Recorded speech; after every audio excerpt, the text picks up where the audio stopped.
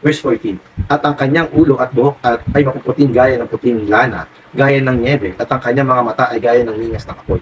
So yung puting lana, sinasabi dito yung sa kanyang ulo at buhok. Yung ulo at buhok niya, gaya ng puting lana, gaya ng niebe. Yung niebe muna mga kapatid, ito ay buhat sa langit. No? Sa Job chapter 15 verse 10, pinapakita sa atin na yung puting buhok, ito ay sumasagisag sa paggulang. No? Pinakikita dito na sa makalangit na pangitain, yung Panginoong Hesus ay may paggulang.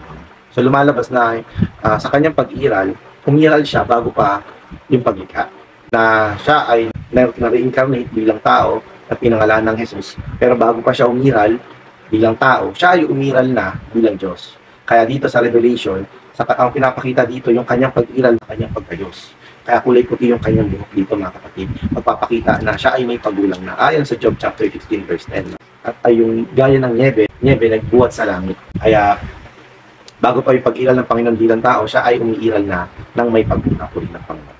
At sa paglakad niya, no, bagaman siya ay anak ng tao dito sa paglakad, pero dito ay nahahayag pa rin yung kanyang pagka-Diyos mga kapatid. Bagaman siya ay anak ng tao dito mga kapatid. Praise the Lord. At ang kanyang mga mata ay gaya ng ningas ng apoy. Yung apoy kasi ito rin ay tumutukoy sa kabanalan ng Diyos. So apoy. So pinapakita dito sa kanyang mata, ito ay pagpapakita ng righteousness, ng pagsasaliksik at pagsisiyasat. Ito yung pinapakita ng mata mga kapatid.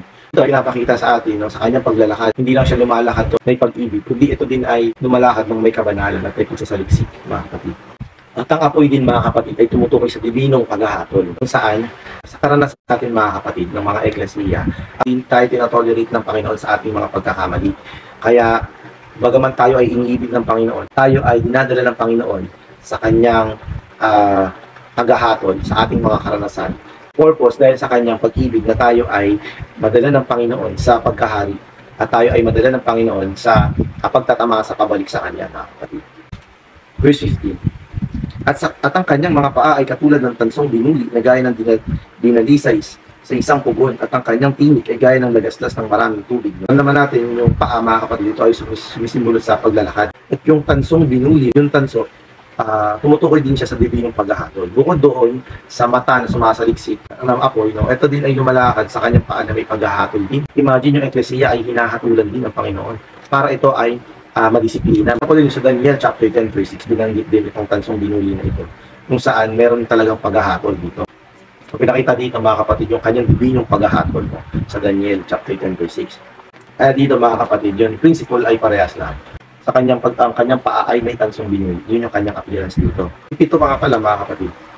So binanggit din yung pitong eklesiya dito mga kapatid. Every time na binabanggit yung ito ay tumutukoy mga kapatid sa kumpletong pagkilos ng Panginoon, sa kanyang administrasyon sa lupa. Ito ay lagi tumutukoy sa pito, sa kanyang pagkilos, sa kumpletuhan sa kanyang pagkilos. So yung ibig sabihin naman dito, yung kanyang tinig, gaya ng lagaslas ng maraming tubig, ibig sabihin, yung mataimtim na pagsasalita ng Panginoon mga kapatid, ay gaya ng lumalagaslas sa tubig. Ito ay pagpapakita kung gaano kataimtim yung kanyang pagsasalita, seryosohan ng kanyang pagsasalita at kataimtiman ng kanyang pagsasalita. So siya ay may appearance ng ganitong paraan, pero ito ay sumisimbolo mga kapatid kung gaano kaseryoso yung kanyang pagsasalita at kung gaano kataimtim ito, gaya ng paglagaslas ng tubig. Ito ay maingay, ito ay hayagan, pero ito ay dalisay, ito ay pure, ito ay supply. Ito ay ang tubig. Sa tubig, ito yung nagbibigay buhay mga kapatid. Sa kanyang pagsasalita, nagkakaroon tayo ng satisfaction at nourishment. Pero sa kabilang banda mga kapatid, ito ay may kataimtiman at may kaseryosohan. Kaya yung pagsasalitang ito mga kapatid, dapat na natatanggap ng bawat eklesiya. So sa ating panalangin mga kapatid, dapat din natin itong matamasa at tamuhin yung pagsasalitang ito mga kapatid. Verse 16, at ang kanyang kanang kamay ay may 7 bituin. Dito, ang kanyang kanang kamay ay may 7 bituin. So, yung kanang kamay niya, mga kapatid, ito ay pakita na kanyang direktang. Ito ay tumutukoy sa direktang pagkilos niya. Mula sa kanyang bibig ay lumabas ang isang matalas na taba na may 2 talim. Ang kanyang mukha ay gaya ng araw na sumisikat ng matindi. At mula sa kanyang bibig ay lumabas ang isang matalas na tabak. Yung matalas na tabak dito, may 2 talim. Ngayon, ito ay tumutukoy sa kanyang pumapas lang na salita. At ito ay tumutukoy sa pagtuos ng Panginoon sa lahat ng negatibong bahagi. At ang kanyang mukha ay gaya ng araw na sumisikat ng matindi. Yung araw mga kapatid, yung ating Panginoong Hesus, siya yung source ng light. At yung eklesiya, ito naman yung buwan kung saan ito yung nag-iinit, ito yung tumatanggap ng pagliliwanag mula sa araw. Wala nang puwang yung kadiliman dito. Walang puwang yung mga negatibo sa kanyang paghahari. Kaya dito mga kapatid, sa pagdating ng Panginoon na ito, meron siyang matalim at pumapatay na salita para tuusin yung mga negatibong bagay. Darating ito sa panahon na natapos na yung 6 na trompeta. So, ibig sabihin, dumaan na yung paghahatol ng Panginoon sa lupa bago yung pagdating ng Panginoon mismo sa kanyang kaharian. Kanyang paglakad kasama ang eklesiya laban sa mga negatibong bagay na ito ay may isa sa katuparan din mga kapatid. O Panginoon Jesus. At nang siya ay aking makita, nalugmok akong waring patay sa kanyang padan at itinatong na sa akin ang kanyang kanang kamay na nagsasabi, huwag kang matakot, ako ang una at ang huli. Panginoong Jesus na siya una at huli. No? Nung nakita siya ni Juan ay nalugmok, di ba? Waring patay. Ngayon yung kanya naging reaction na nakita niya yung Panginoon.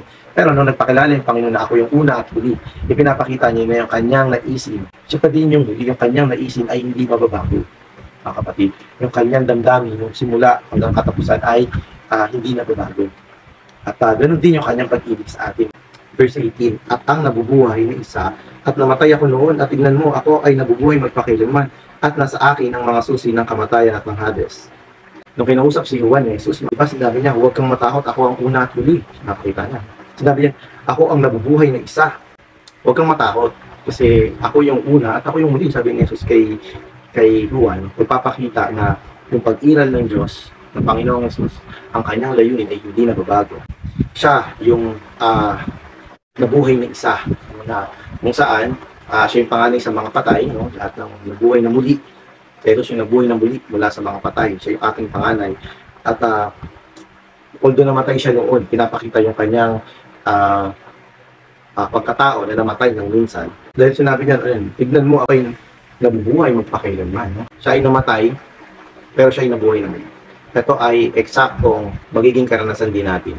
Bagaman tayo ay mamamatay sa ating pisikal na kaanyuan, balang araw tayo ay bubuhayin muli ng Panginoon. Kasama niya, tayo ay mabubuhay, na tayo ay mabubuhay magpakailanman. So, at nasa akin ang mga susi ng kamatayan ng Hades, sa loob ng Panginoong Hesus. Kung tayo ay nasa loob ng Panginoong Hesus, tayo mga kapatid ay may pananampalataya sa Panginoong Hesus. Sabihin yung Hades at kamatayan ay walang magagawa laban sa atin, kundi ng Panginoon. O Panginoong Hesus. Kaya isulat mo ang mga bagay na iyong nakita at ang mga bagay na ngayon at bagay na malapit ng mangyari pagkaraan ng mga bagay na ito. Ang hiwaga ng 7 bituin sa iyong nakita ay sa aking kanang kamay at ang 7 gintong patungong ilawan. Ang 7 bituin ay ang mga sugo ng 7 eklesiya at ang 7 patungan ng ilawan ay 7 eklesiya. So dahil nga sa pagkatisod ng tao ay kailangang mamatay. No? Pero puli yung Panginoong Hesus yung may hawak ng susi ng Hades, kung saan tayo ay bubuhayin muli. Ito ay isang pangako mula sa Panginoong Hesus. Sa pagkabuhay ng muli mga kapatid ay matatamo din natin. Sa ating kamatayan, meron tayong pagkabuhay ng muli. Ito ay pangako mula sa Panginoon. Hawak din yung susi ng Hades. Bagaman tayo ay mamamatay, ay maka-overcome sa kamatayan ito muli ng Panginoon.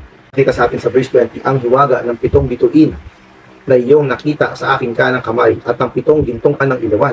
Yung 7 bituin dito mga kapatid, ito ay tumutukoy sa sugo ng 7 eklesiya. At ang 7 patungan ng ilawan mga kapatid, ito ay tumutukoy din sa 7 eklesiya. No? Kung saan, ito yung babang sa chapter 2 hanggang sa chapter 3 page na Lord mga kapatid.